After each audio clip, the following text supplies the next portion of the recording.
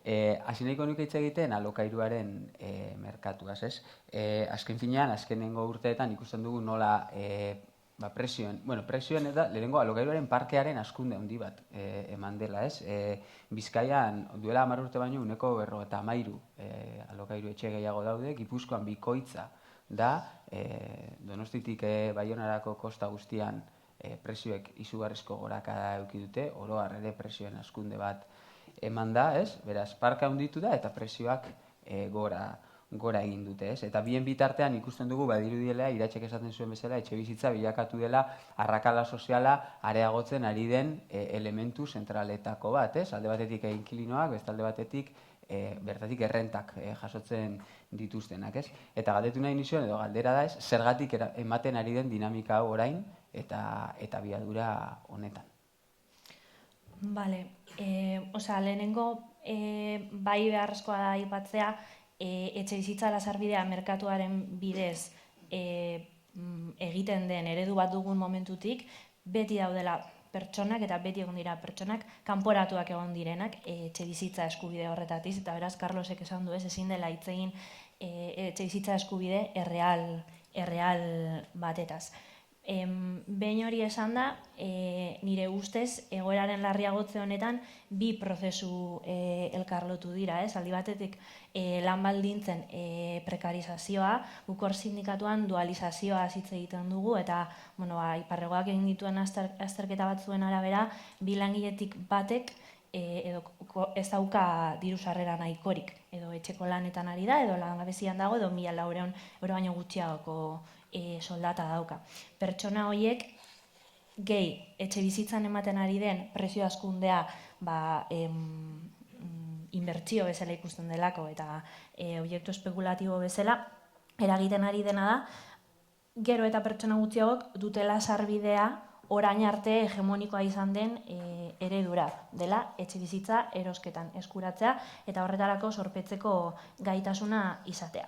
Eta orduan hor etxe bizitzaren merkatu egiturak jokatzen du ere prekarizazio elementu bat, hau da, nik ezin dut etxe bizitza erosi, ezin dudalako aurreztu, alokairuaren merkatura noa, merkatu bat espekulatiboa den eta prezioen igoera gero eta handiagoak sortzen dituenak soldataren erdia baino gehiago emateraino etxe bizitza ordaintzeko, orduan ezin dut etxe bizitza oso bat alokatu eta logela bat alokatzen dut, eta etxe bideen izena emanda dauden azken datuek erakusten dute zenbat jende, gero eta jende gehiago logelak alokatzen dituela, eta gainera etxe bizitza publiko eskatzaile bezala sartzen naiz, non ez dagoen parke publiko bat hori asetu dezakena. Orduan, etxe bizitza sarbidea eduki ezin izateak eramaten zaitu prekarizatzailea den espiral batera. Eta beste aldean, etxe bizitza horiek erosi aldituenak jabetzak kontzentratzen ditu.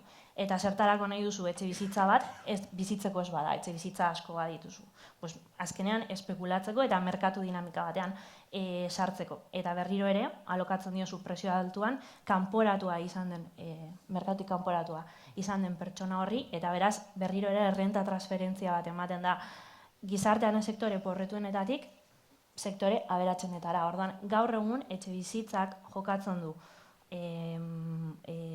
espekulaziorako elementu bezala eta aldi berean aberastasunaren banaketa injustorako mekanismo bezala. Eta hori garrantzitsua da politika publikoen inguruko eztabaida egiten dugunean justizia sozialaren ikuspegitik ere abordatzeko. Porque ematen du dela pertsona batzuek galdu dutela gaitasuna, etxe bizitza eskuratzeko egin behar den bezala, eta orduan akats batzuk zuzendu behar dira eta politika publikoak zuzentzen dira baliabide publikoak bideratzera esku pribatuetara, eta bitartean horrek egiten duena da areagotu ezberdintasun sozialak. Orduan, pizkat igual hasteko nik hori planteatuko nuke. Zuek ere horrela ikusten duzu egoera, partekatzen duzu Iratzek esaten duena, ez dakit, iparraldean adibidez, errealitatea kostaldean bizi da batez ere tentsioa, baina barnekaldean ere ez dakit asaltzen nahi duzun zen, nola ikusten duzun zuek egoera? Iparraldean bada tentsiopean dauden 24 herri biltzen dituen eremua, hor berriki indarrean jarri da etxe bizitza prezioen, alokairuen prezioen mugatze dispositiboa, esperimentala dena, horren doko 2 urteetan indarrean izanen dena. Pixkat irakurketa berdintxoa da, ez da oso asko aldatzen, guk ez dugu zuena zuek da, berda, etxe bizitza soziala eremua, baina gaur egun dagoen eskaria, eskakizuna ikusirik etxe bizitzaren arloan, zen nolabait gure zonaldean nahiko erakargarria da, turismoak ere badu bere eragina, prezioak altuak dira ondorioz etxe bizitza alokairura gero eta herritar gehiago doazte. Kokatzearren 300.000 biztanletik gora gira Ipar Euskal Herrian, eta 110.000 dira gaur egun alokairuan, 139 inguru. Arraitu nahiko parke handia dela, parte bat publikoan, beste parte bat pribatuan, baina gaur egun etxe bizitza publikoan edo eremu publikoan dauden parkea, orduan dituzte kudeatzen egitura publikoek, horri jakin dezazuen, ez da nahiko eskaintzarik dagoen beharrari erantzuteko. Hori da, orduan ondorioz horrek presio gehiago ematen du alokairuan, horregatik beharrezkoa zen arautzea, zen presioak alokairuenak gero eta goragoak ziren, bereziki jabe edo egiezinen agentzia batzuk presio prohibitiboak ematen ari ziren alokairuan, eta gu alda bezala, sustuta aipatzen zenuela eta diagnostikoa edo gu abiatu genuelarik etxe bizitzaren gai hau, diagnostikoa eginez abiatu genuen egoera zertzen Ipar Euskal Herrian, eta hainbat proposamen, larrialdi proposamen eginez. Eta besteak beste alokairuen mugatzearena zegoen. Horran lan egin dugu, guk eraman du, zen hori eskumen, estatu frantsesaren eskumen bat zen, Frantziar estatuko hainbat hirietan Parisen zein Bordalen indarrean zegoen, eta gu nahi genuen, pentsatzen genuen eta frogatu nahi genuen, Ipar Euskal Herrian ere hori indarrean jarri bertzela. Egia dena tokiko hautetxiekin eta Filip Aramendi hor daukagu bai turismoaren, bai konpentsazio neurria turismoari begira bai dispositibo honekin, alokairuen mugatzearen dispositiboarekin, tokiko hautetxeekin hurbiletik lan egin dugu. Preso soziala ere eman dugu, manifestaldiak izan dira, 2008an lehen manifestaldia 8.000 pertsona edo lagun elkartu zituenak Baionan. Eta gutxinaka etxe bizitzaren arazo hau eta inkilinoen arazoa agendan, agenda politikoan sartu da. Eta orain dela urte bat errantziguten dispositiboa, mugatzearen dispositiboa indarrean jarriko zela Ipar Euskal Herrian, tentsiopeko eremuan, 24 herrietan. Eta ala, uste baino lehenago etorri da, zen 2025an izan behar zuen, eta orain indarrean jarri da. Gero guretako ezinbestikoa da olako dispositibo bat izatea, zen gaur egun alokairuen diren etxe bizitzak ez dute bermatzen bertan bizitzeko eskubidea, eta hori arazo bada, gero eta herritar gehiago garai baten behartuak ziren, gero eta urrunago joaitia berain tokietatik eta bizi eremuetatik, bilakatu herri batzu edo hiri batzu, bilakatu zinez bigarren etxe eta dirudun handien eremuak. Bakarrik badira, olako herriak kostaldean, badugu Getari, 50% bigarren etxeak dira, urtean 1.300 biztanle baizik ez dira, eta etxe bizitza ez dugu nahi gure kostalde osoa hori bilakatzea, ez? Orduan, nolabait arautu behar da etxe bizitzarena eta hasten da lehenik alokairuekin. 2 urteko dispositiboa da, orduan guk alda bezala nahi dugu hori luzatzea, eta horretan arituko gira, presioa jartzen, esperimentaziotik bilakatzea zinezko araudi bat. Arazoa dena da gaurko gobernua, Macronen gobernuak ez duela baitez bada hori, dispositibo hori segitu nahi, edo behintzat ez da, baita ez da horren aldekoa. Pentsatzen dugu guk Ipar Euskal Herrian badugula hor joko handi bat egiteko, zen Parise, Bordale, olako hiri handiak gehien bat ezker politika, ezkerreko hautetxiek dituzte, hautetxien ezker indarren esku dira. Ipar Euskal Herrian, hirigune elkargoa, ez da baita ez bada ezkerrekoa, eta emaiten dio beste indar bat dispositibo horri. Badugu bereziki urte bat frogatzeko beharrezkoa dela, eta horrek baduela eragina alokazioen prezioetan. Beraz, antolatu zineten, presioa egin zenuten, gai agendan jarri zenuten, eta pentsatu baino lehenago sartu da neurria indarrean. Ez bakarrik hori, guk ingenolarik diagnostikoa 5 larrialdi puntu mahai gainean jarri genituen. Eta hau zen neurrietako bat. Zorionak. Ospatu dugu larun batean gure garaipen handia.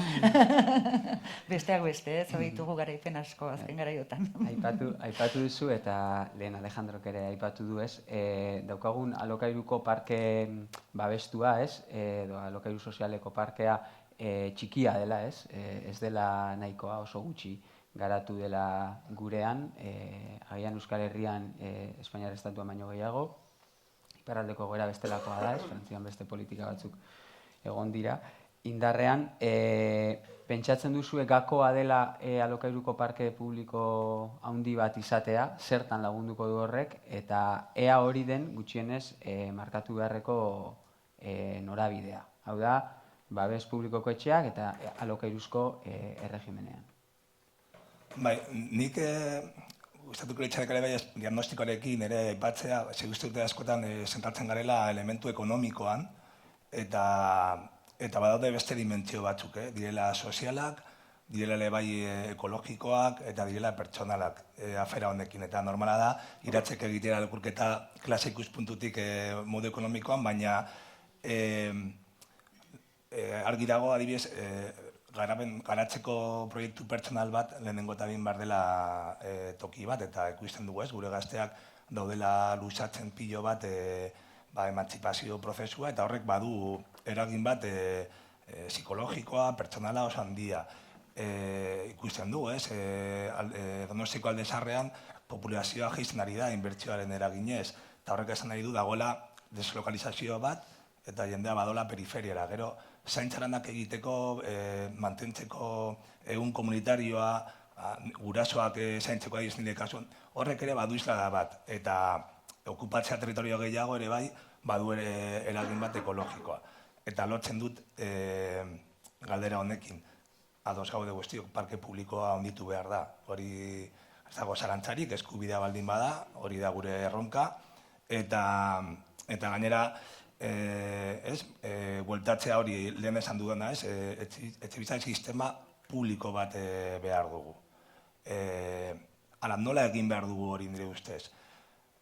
Lurraldea finitoa da, eta gure kasuan Euskal Herrian badakigu, Eibarren adibidez, finitoa dela eraikitzeko lekua. Orduan, ezin dugu okupatu lurralde. Beharko dira, eraikin berriak beharko dira, baina lehenengo eta behin erabili behar dugu eraikita dagoena.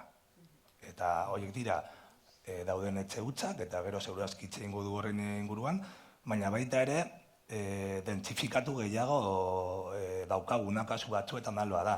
Eta hori historikoki egin da astea gora. Eta ondo egiten bada, ondara utzen bada, eta plusbalia ere bai kobratzen bazaio, eta hori badaude esperientzatzu segurazki geratelako direnak, hori bada ere estrategia ba. Eta gero, eraiki behar den guztia publikoa izan beharko da. Horrekatzeko daukagun jabetza pribatu eta publikoen artean. Eta horretarako ere bai, Alejandrok bota du, lurzorua publikoa izan behar da. Berak azaldu du apur bat egiten duten moduan, plusbalia guztia udaleke jasotzea, nik deitzen dut pelotazo publikoa. Osa, hemen egin da, berak azaldu du, nikoan patatal bat, eta bilakatzen da eraikitzeko lurzoru bat. Bueno, erabaki horretik aldaketa hori, urbanistikoa, lurzoru hori igual publifikatu beharko da. Espropiatu, egiten den moduan, HT eraikitzeko, espropatzen da, eraikitzeko parke publikoa ere lortu beharko da lurzorua. Eta berak sistema aipatu du, sistema berriak, nik ere bandator horrekin, baina baita ere tipologia berriak. Hau da. Tipologia? Etxebizitza tipologia berriak. Ere sistemak hemen ekarri duna da, behar dela, 80 metro kuadroko etxe bat, 2 hiru logela, depende semalaben arabera, bikote hetero txuriak, kotxe batekin, garaje bat azpian. Hori igual amaitu da. Eta igual, egon beharrean etxe bat, 80 metro kuadrokoa, egon marko dira 2, 45 metro kuadrokoak. Eta gero, espazio komunak, espazio irekiak, terrazak, hori azertu beharko da. Eta igual ez da egon behar garajea leku guztitan, porque igual ez dira behar kotxeak. Orduan, bagaude krisi batean, eta bada momentu ere bai berresmatzeko dena ere bai. Eta baita ere, eraikitzen duguna, eta nola nahi dugu eraiki, eta non, eta sistemak, lekuak eta tipologiak ere. Nahiko handia dela, uste dut. Ez, baina aipatzen zuena inguramena ere horretan bada etxebizitzak badu bere arazoa, zegu laborantxarako lurrak babestu behar izatean, eraikitzea eraikia dagoen eremuan, eta egia dena gehiago eraiki baino, bada beste eredu bat ere bai bultzatzen aldena. Horregatik garraiten nuen lehen, bai, badago parke publikoa gure Ipar Euskal Herrian, baina nahizta eraiki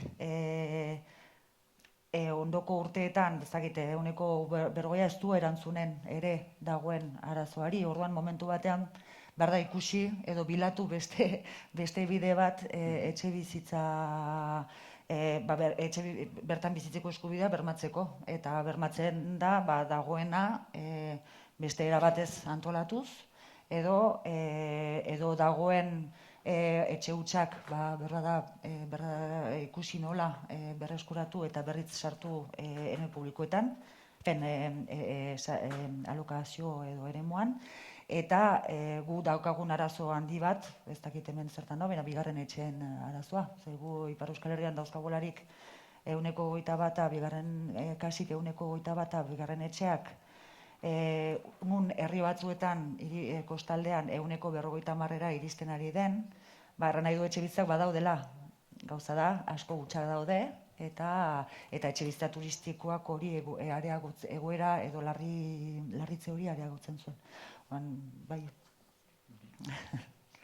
Nik gehituko nuke elementu bat, ustut etxebizitza parkea handitzeaz hitz egiten denean, guk hitz egiten dugu parke publikoa handitzeaz, baina mundu guztiak ez du parke publikoa handitzeaz hitz egiten, eta hor dago etxebizitza eskuragarriaren kontzeptu eztabaidagarri hori, eta ez dakit, horre ere identifikatu behar ditugu non dauden ere orain arte etxebizitza politikak gidatu dituztenen interesak, eta nik uste dut horrek ere irakurtzen dutela lehen aipatu dugun arrakala sozial hori, eta orduan alde batetik badago etxe bizitzak ateratzea bizitoki merkatutik beste eragira batzuk emateko, bigarren etxe bizitza turistikoak eta bestelako aktibitate ekonomiko batzuetara bideratzeko, baina bestetik ere badago, jendeak ezin badu lehen erosi saldu nezaken, eraiki nezaken etxe bizitza tipologia eraiki, pentsa dezadan estrategia berri bat, eta horre ematen ari da luxuzko etxe bizitza gero eta gehiago eraikitzen direla errenta altueneko sektoreentzat, herri gunetan, birgaitzen ari dira zentroko eraikin historiko pilo bat, eta era berean periferietan eraikitzen ari dira etxe bizitza eskuragarri horiek promozio pribatuen bidez, babestuak prezio arautuarekin konponbide bat suposatu dezaketena agian, baina botere publikoen kontroletik erabat kanpo edo oso subordinatua dagolarik botere publikoa, esateko, eta horrela, lehen erosi ezin zutenek ea erosi dezaketen hau, eta hemen ere negozio nitxo bat aurkituko dut, eta hori patronalak esaten dio gobernuari aurpegira, duela urte bete egon zen Euskaldunan kongresu bat, bertan egon ziren Eusko Jaurlaritzako etxebizitzako hainbat kide, eta tartean zegoen SEA, Arabako patronaleko burua, eta berak esaten zuen, guk eraiki ditzazkegu etxebizitza merkeak, baina behar duguna da, bueno, pues, kanpoko lan eskua ekartzea errestea, lurzoru merkeak eta errestasun fiskal guztiak hori egin ahal izateko. Orduan, parkea handitzeak eztabaidak badu zer bikoitz hori, hor badaudela interes batzuk, eta hor publikoa hitz egitea eta alokairuaz hitz egitea garrantzitsua da, berriro ere baliabide publikoak esku pribatuetan ez amaitzeko, eta bestetik ere seinalatu behar da, Ainizek esan duena, badagoela parke bat, eraikia, ez dena erabiltzen ari erabili behar den horretarako, negozioa egiteko erabiltzen ari dena, eta orduan, ustut elementu horiek remarkatzen eta maigaineratzen asmatu behar dugula, batzer etxebizitza eskuragarriaz hitz egiten digutenean. Hor badago jokaldia, politika publikoak egokitu behar diren merkatuak errentagarri izaten jarraitzeko, edo merkatua den erregulatu behar dena, eskubide bat bermatzeko. Hitz egin duzue etxebizitza hutsen inguruan. Hemen niri etortzen zaidan beti lehenengo galdera da zenbat diren, uste dut jende askok egiten duen galdera da, hainbat estadistika desberdin daude eta aldeak ez dira txikiak batetik bestera. Izan ere, ez dago estadistika erreal bat. Etxebizitza hutsen kontaketa zehatz bat ez dago Euskal Herrian luze zabalean, badaude inkesta bidez egiten diren estimazioak, eta ez da ere ez dago etxebizitza hutsaren definizio partekatu bat. Beraz, esango dugu, etxebizitza hutsei begirako neurriak hartzeko lehenengo abiapuntua nahiko eskasa dela, ez dakigu zenbat emango duen horrek, edo nola, nondik heldu dakioken horri. Hala ere, badirudi, gai garrantzitsua dela, etxebizitzako buru handi bat dagoela, ez dakit, ez ditu zifrak botako, ez nahiz atrebitzen, ez ditu sinisten. Eta ez dakit, zer da egin daitekena etxebizitza hutsekin. Nik uste lehenengo eta ben, zuk esan duzuna, diagnostiko zehatz bat, zorionez azkar egiten da, bentsat Euskal Erkidegoan, definizioa badago ja 2015-etik onartuta, eta udalek egin aldute errolda. Eta nahiko azkar egin alda, pare bat datuekin orduan, hori niri ustez, ez da oztopo bat. Oztopo handiena niretzako da berriro marko ideologikoa gurean, kokatzea. Berriro esango dut, asko, eta nik ez dakit, datuekin ez dakit, baina nik bai uste dut Euskal Herrian jabe txiki asko daudela, eta etxe bai dago oso sartuta etxe utzi izatearen eskubidea. Nire alabarentzat, alaba 2 urterekin, alabarentzat. Baina hori dago sartuta, eta hori guztiok ezagutzen dugu, eta guztiok, segurazki mengauden guztiok ezagutzen dugu norbait, duena etxe bat jabegoan, una herencia, ez dakiz zer hor geldirik. Orduan, niretzako berriro da Bilbon adibidez ofizialki 600 pertsona daude kalean lo egiten, ofizialki. Horrek esan nahi du 1000-tik gora egongo diela, egunero. Orduan, hori gertatzen den bitartean, etxe huts bat egotea lujo bat da. Hau da, ni baldin banoa basurtuko ospitalera, behar bat dudalako, ez nagute hartzen eta daude egun oe huts, izango da, zen dramatikoa, eta uste ekarri behar dugula horretara. Egun, etxe bat utzik egotea, daukagun krisi eta emergentziarekin edo horrela, lujo bat da. Eta gehiago eraikitzea, milaka eta milaka utzik dauden bitartean, Bilboren kasuan, da irrazionala, espezie moduan. Ez goaz erabiltzera lehenengo daukaguna. Eta nik uste horretarako lan pedagogikoarekin, eta gero neurri egin diagnostikoa, eta gero neurri aukerak eman batez ere, jabego handiekin, nire ustez, espropiazioa zuzenean. Jabego handiak, Bostetik asko dauzkatenak. Bai, bostetik gora dituzten entzat, ez badaude erabilita. Bai, eske gaude gora larri batean, izan bat gara serioak. Eta gero jabe txikiekin nik beti esaten diet. Zu daukazu etxe batut, sorte dun zara, saldu, ingo duzu negozioa. Saldu, jarri alokairuan, ingo duzu negozioa. Ez behar diraten nik beldurra alokairua, jarri alokabiden. Eta ez baduzu nahi, jarriko dizut izun bat. uste dut dela ekologikoa, osea, lujoko elementu bat egotea utzik, hori zergaren bitartez ere kargatu behar da eta mugitu behar da. Egia da gero daukagola bigarren elementu bat dela parke guzti hori alokairu publikoan jartzeko neurri edo prezio konkretu batzuekin behar dugu inmobiliaria publiko potente bat eta Alejandrok esan duena, fiskalizatzeko edo kontrolatzeko ere bai elementu publikoak egunez daudenak. Egun dagoen iruzurra oso handia da. Honekin lotuta, ustut etxe utzen kanonarekin eta hitz egiten denean, beti egiten dela topo como oztopo edo aitzakia batekin ez dela, hori, jendartean errotuta dauden ideiak, edo errotuta omen daudenak, edo errotuta daudela esaten denak neurri horiek esartzeko. Ez? Bakoitza bere interesen arabera, eta ustut, gure mainguruaren izenburura bueltata, ez? Jendarte zibiaren papela zein denez, eta da realitate horiek politizatzea eta baldintzak sortzea, benetan neurri horiek beharrezkoak badira eta denon ongizate kolektiborako badira eta bizi baldintzak hobetzeko badira, hartzeko baldintzak egon daitezen, ez? Eta hori bada jendarte zibiletik egin beharreko lan bat, ez? Realitate berriak sortze hori ustut, Ipar Euskal Herrian, herrian bizitik bigarren etxe bizitzena landu zenean, erabilizela lelo interesgarri bat, ez? Dela norbaitek bi etxe bizitza edo gehiago eukitzeko eskubidearen gainetik dago denok etxe bizitza bat eukitzea, ez? Orduan, norbaitek etxe bizitza huts bat eukitzearen gainetik, pisu turistiko bat, negoziaitaren gainetik dago denok etxe bizitza bat eukitzearena, ez da. Ideia horrek ematen du oso simplea, baina jendarteratzen denean eta benetan sinisten dugunean denok horrela izan behar duela, ahalbidetzen dira, askotan etxe bizitza politikoan hartzea bertigo ematen, alderdi hartzea bertigo ematen dien neurri batzuk. Eta ustut hor, jendarte zibiletik, antolakuntza kolektibotik, sindikalismotik eta problematika zehatzak gatazka eta konflikto bihurtzetik badugula realitate berri hori ahalbidetzeko baldintzak sortzeko aukera, ez? Pizkat izenburura ekartzeko.